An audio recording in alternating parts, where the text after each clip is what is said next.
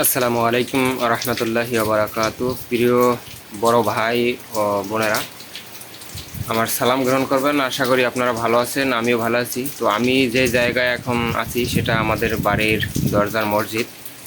তো এই মসজিদটা দীর্ঘদিন কাজ চলতেছে। তো কাজ চলাকালীন দেখা যায় আমাদের যে বাজেটটা প্রায় শেষ হয়ে গেছে।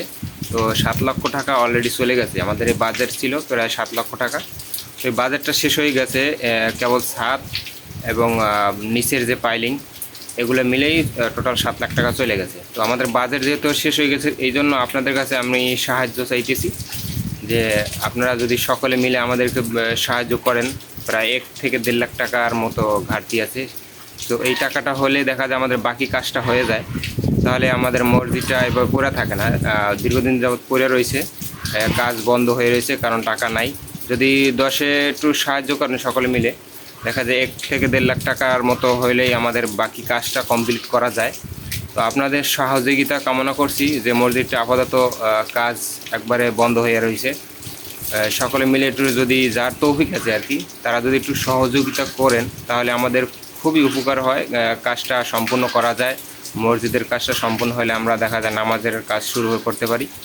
পাশাপাশি যে একটা আমাদের যে ভাঙ্গা মসজিদ আছে সেটা আপাতত নামাজ চলতেছে। তো ওটা দেখা যায় বর্ষাকালে একটু কষ্ট হয়, আর পরবর্তীতে ওটা তো ভেঙে ফেলা হবে, এটাই নামাজ পড়া হবে। তো এইটার কাজটা যদি একটু দ্রুত শেষ করা সম্ভব হয় তাহলে আমরা এইটাই নামাজ পড়তে পারি। তো আমাদের একটু সহযোগিতা করার জন্য আমাদের স্ক্রিনে নাম্বার থাকবে, বিকাশ নাম্বার বা নগদ নাম্বার, ওই নাম্বারে আপনি যোগাযোগ করতে পারবেন।